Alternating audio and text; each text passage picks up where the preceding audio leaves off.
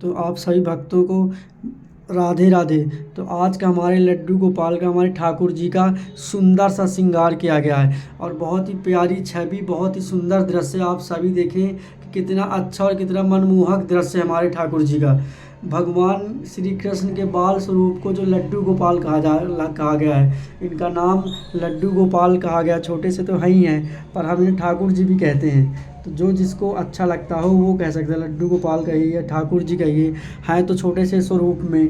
क्योंकि हिंदू धर्म में ज़्यादातर हर घर में, हमारे हर घर के परिवार में लड्डू गोपाल हमारे होते ही हैं, क्योंकि छोटे से हैं और प्यारे से भी लगते हैं और अच्छी सुंदर छवि है और सब इन्हें पसंद भी करते हैं, क्योंकि सबके दिलों में बसते हैं हमारे छोटे से लड्डू गोपाल। और दरअसल लड्डू गोपाल की सेवा बिल्कुल वैसे ही करनी चाहिए जैसे कि आप घर में किसी छोटे बच्चे की करते हैं। लड्डू गोपाल की सेवा हम लोग घर में वैसी करें जैसे छोटे बच्चे की सेवा करते हैं। इतना ही नहीं, मौसम के हिसाब से हम अपने लड्डू गोपाल की सेवा करें, क्योंकि दिनचर्या थोड़ा सा ऐसा होता है। गर्मियों में क्या है कि लड्डू गोपाल जी को थोड़ा जल्दी भी उठा सकते हैं, पर ठंड में, अब सर्दी का मौसम है तो छोटे बच्चे से ही, तो इसलिए ध्यान से रखें कि इन्हें जितना हो सके लेट उठाएं, क्योंकि इस समय मौसम वैसा भी ठंडा सा हो रहा है। तो जैसे हम रोज़ तो इन्हें सुबह गर्मियों में तो 5 बजे, 6:30 बजे उठा देते, पर इस समय हो सके तो 7 बजे तक उठाएं, क्योंकि दिन इस समय समझ में नहीं आता सुबह कि किस प्रकार दिन निकल जाता है। तो ज़्यादातर हो सके तो आप इनको 7 बजे तक उठाएं। क्योंकि गोपाल जी को नहलाने के लिए भी देखें तो ज़्यादातर धूप में ही कोशिश करें, क्योंकि ठंड का मौसम है। तो मैं तो सोचता हूँ कि इनको धूप में ही नहलाया करें, पर फिर भी जितना हो सके केयर करना इनकी, क्योंकि सर्दियों में मौसम के हिसाब से भगवान की सेवा हमें करनी चाहिए। छोटे से बाल स्वरूप में तो है ही हैं, तो इनका विशेष ध्यान रखना चाहिए हमें, क्योंकि हमारे छोटे से लाला सुंदर भी हैं और नटखट भी हैं, ये आप सभी जानते हैं, क्योंकि इनकी लीलाएं हम सब ने सुनी भी हैं। तो इसलिए छोटे से हैं और नटखट से भी है हमारे लड्डू गोपाल हैं, जो कि जो भी नाम आपको अच्छा लगे, लड्डू गोपाल कहिए, लल्ला कहिए, ठाकुर जी कहिए, बांके बिहारी कहिए, हैं तो बाल स्वरूप में ही। तो इसलिए विशेष ध्यान रखें और इनको जितना हो सके तो सर्दी के मौसम में इतने जल्दी मत उठाइए, क्योंकि गर्मी में तो हम लोग उठा देते हैं 6:30 6, पर अब ठंडी का मौसम चल, जैसे अगहन मास चल रहा है ना, तो भगवान श्री कृष्ण को इस प्रकार वो करें कि थोड़ा सा लेट उठाएं।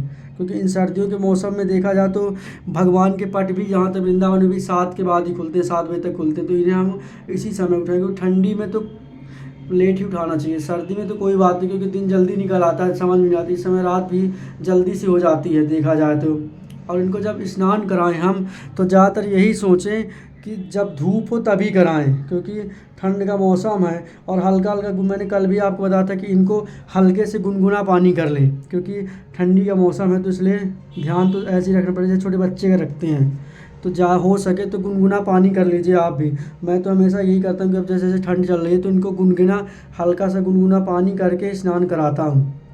और उसमें बढ़िया तुलसी की पत्ती ज़रूर मिलाएं, ताकि स्नान में जल में तुलसी की पत्ती मिला दें तो और भी शुभ हो जाता है। कहते हैं अगहन मास में चल रहे, अगहन मास पर इस दौरान किसी पवित्र नदी के पानी में तुलसी की पत्ती डालकर लड्डू गोपाल को स्नान कराते हैं तो इससे आपकी सारी मनोकामना पूर्ण होती है, ऐसा कहते हैं। वैसे तो भगवान श्री कृष्ण को चंदन अति प्रिय है, मगर चंदन ठंडा होता है, इसलिए सर्दियों में हम चंदन न लगाएं, क्योंकि ठाकुर जी को चंदन तो बहुत प्रिय है। पर इस समय ठंडियों में क्या, चंदन ठंडा होता है, ठंडी चल भी रही है, तो चंदन की जगह हो सके तो गुलाब के फूल की पंखुड़ियाँ या फिर शहद का लेपन भी से भी लड्डू गोपाल को साफ कर सकते हैं हम लोग नहला के बढ़िया, ताकि अच्छे से निखार सा आए इनके चेहरे पर और त्वचा पर। तो इसलिए आप गर्मियों में तो चलो चल जाता है, कपड़े मिल जाते हैं, मगर अब डायरेक्ट गर्मी के कपड़े इस समय चल नहीं पाते, क्योंकि ठंडी के कपड़े अलग ही होते। देखिए इसी प्रकार हम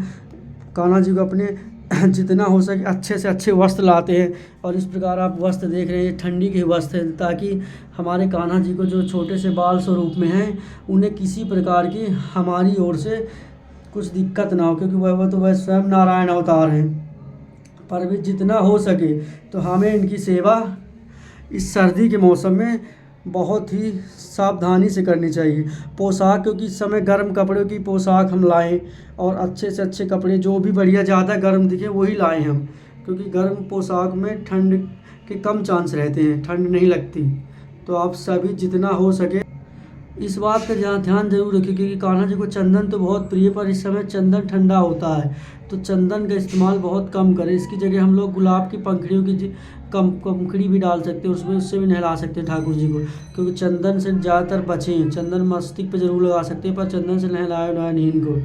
और कपड़े गर्म ही पहनाते हैं हम लोग। जितना हो सके लड्डू गोपाल का श्रृंगार आप बिल्कुल वैसे ही करना जैसे कि नियमित रूप से हम लोग करते हैं। कोई ये नहीं कि अब आज ज़्यादा सर्दी में गर्म दूध, दही, फूटे गोंद के लड्डू, गाजर का हलवा, सर्दियों में आने वाले फल और सब्जी आदि का भोग हम लोग लगा सकते हैं सीजन के हिसाब से।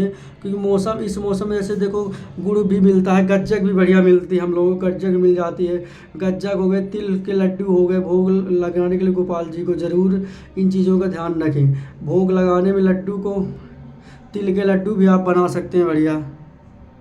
तो आप सभी अपने अपने घरों में लड्डू गोपाल का बहुत अच्छे से ध्यान रखें, और रात के वक्त जब आप सुलाते तो पहले उनकी आरती करें और उनके बिस्तर पर गर्म चादर या शॉल बिछा दें। इसके साथ ही इस मौसम में लड्डू गोपाल को आप थोड़ा सा जल्दी सुला सकते हैं, क्योंकि इस मौसम में हम खुद भी जल्दी ज़्यादा सो जाते हैं।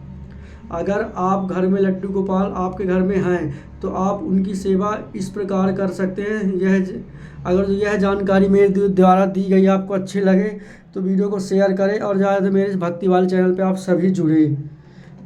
तो आप सभी भक्तों का आप सभी भक्तों को राधे राधे। मैं पंडित गौरशंकर अपने यूट्यूब पर आप सभी भक्तों का स्वागत अभिनंदन करता हूं, और आशा करता हूं कि मेरे द्वारा दी गई जानकारी आप लोगों को पसंद आए तो मेरे चैनल पे आप सभी जुड़िए। और मेरे नए ब्लॉग का रोज़ मैं संध्या आपको अपने छोटे से बाल गोपाल के दर्शन कराऊंगा, शाम की संध्या श्रृंगार पर। तो आप बने रहे मेरे यूट्यूब पर, ज़्यादा वीडियो को शेयर करें। आप सभी को राधे राधे। बोले वृंदावन बिहारी लाल की जय, मेरे छोटे से बाल गोपाल की जय। जय जय श्री राधे, जय जय श्री राधे।